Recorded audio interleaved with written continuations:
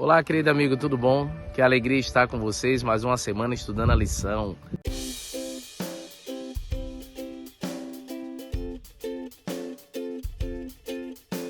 A lição dessa semana tem como título a gaiola.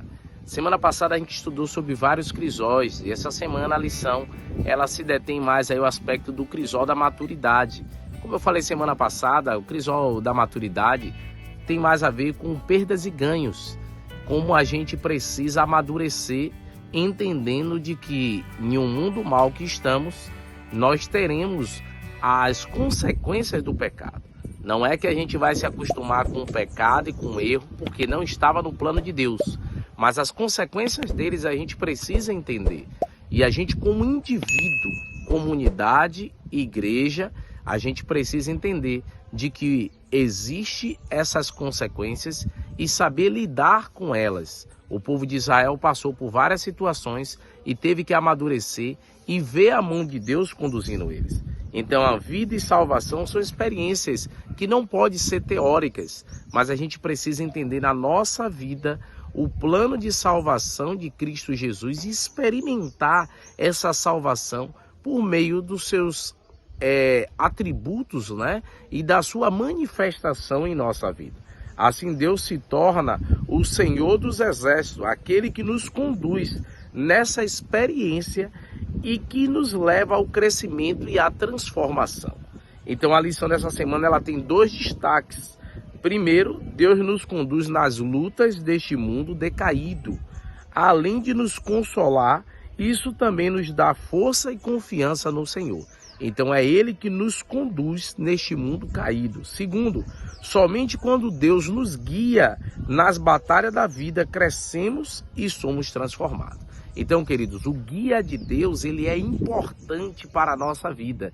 E a gente precisa entender que sem Ele, a gente não é vencedor e a gente tem grande chance de cair em meio aos obstáculos da vida. Você vê isso aí na história do povo de Israel. Quando você olha na lição, ela traz o texto de Êxodo 17, verso 1, que diz assim: toda a congregação dos filhos de Israel partiu do deserto de Sim, fazendo suas paradas segundo o mandamento do Senhor, e acamparam em Refim, mas ali não havia água para o povo beber. Na verdade, a lição fala sobre dois momentos que o povo precisou de água. O primeiro momento foi em Êxodo 15, que eles tinham caminhado 3 dias e sentiu sede, e chegou em um local onde tinha água, mas a água era amarga. E ali o povo reclamou e Deus conduziu Moisés até uma árvore que quando eles colocaram a água ficou doce. Mas depois o povo caminhou e chegou em um local onde de novo faltou água.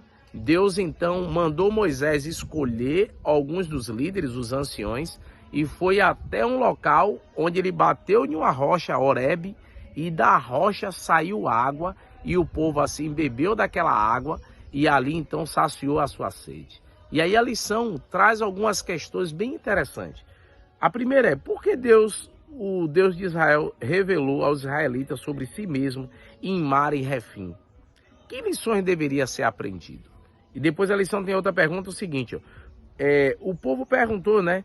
Onde está o Senhor no meio de nós? Isso em Êxodo 17, verso 7, os anciões perguntaram. E se sim, por quê? Como se sentiu e que lições aprendeu após obter as respostas? Vamos lá então. Eu fiz as perguntas tudo junto, né? Então vamos agora responder, né?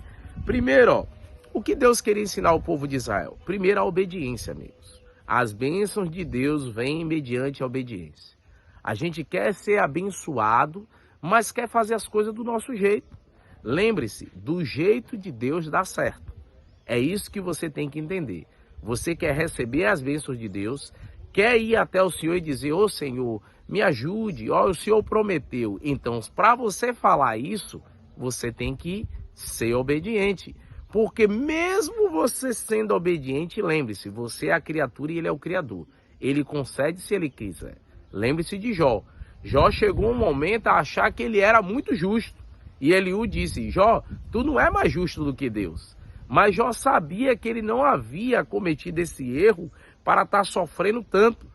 Então, ali havia uma briga, claro, em Jó, porque os amigos queriam dizer que Jó estava sendo punido e não é assim que acontece. E aí Jó estava lutando para dizer, eu não estou sendo punido porque eu não cometi erro para isso. Só que Jó também tinha que entender que a vida dele não é ele que conduz, não é as minhas ações que me levam à justiça. Entretanto, Deus, ele conduz a nossa vida por um caminho de quê? De amor, de misericórdia e de obediência. As pessoas, amigos, acham que é o seguinte, é o tudo de Deus e eu não preciso fazer nada. Ó, dedinho, se você for olhar vários textos na Bíblia, que Deus, ele cria essa expectativa em nós. Ele quer nos abençoar e algumas bênçãos, elas são condicionais. Condicionais ao quê? A gente aceitar, a gente deixar o coração, entregar-se de todo o coração. Jeremias até diz, né, Isaías também, buscar-me-eis e me achareis quando buscar de todo o vosso coração. Se você for buscar Deus de maneira limitada, tu não vai encontrá-lo. Deus quer de nós, amigos, a plenitude. Deus quer que a gente se entregue a Ele sem reserva. Então é o tudo de Deus em resposta ao tudo de nós. Então, o povo saiu do Egito, mas a pergunta, o Egito saiu do povo? E a gente sabe que não, porque muitos queriam até voltar para o quê? Para o Egito. E aí vem a pergunta para você, você que se considera um cristão, que aceitou a Jesus, a minha pergunta, o Egito já saiu do seu coração? Você é uma pessoa realmente regenerada pelo Espírito Santo? Você é uma pessoa que agora vive pelo assim diz o Senhor? Ó, eu sei que eu ainda preciso ser transformado. Eu ainda estou sendo lapidado pelo Espírito Santo. Por isso que muitas das vezes, amigos, eu vou cair pelos erros meu mesmo.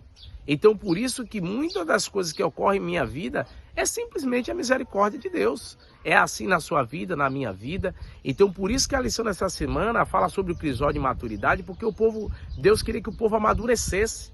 As provações que eles estavam passando era para amadurecimento. Então, a falta de água, as dificuldades. E aí a pergunta do povo ali em Êxodo 17, 7. Ele está conosco? Sim, irmãos. Deus não está conosco só quando tudo vai bem. Deus está conosco nas provas, nas lutas, nas alegrias, nos momentos bons e ruins. O Senhor é contigo. Creia somente e confie nele. Amém? Vamos orar então ao Senhor. Querido Deus, ó Pai, obrigado, Senhor, porque o Senhor nos dá um empurrãozinho, vai ao nosso lado, mas nos deixa dar os nossos passos. O Senhor nos guia qual o caminho, mostra que existe o caminho ruim e o bom, mas diz, ó, esse é o caminho, andai por ele. Que possamos ouvir a Tua voz, Senhor, e andar pelo caminho correto. Não desistir da caminhada. Às vezes a gente vai murmurar porque a gente é pecador, mas que a gente não desista e que a gente amadureça. É o que eu te peço no nome de Cristo Jesus. Amém, Senhor. Então, amigos, águas amargas podem virar doce na sua vida. Creia somente e confie no Senhor. Você crê nisso? Tenha um bom dia na presença do nosso Deus. Amém, queridos?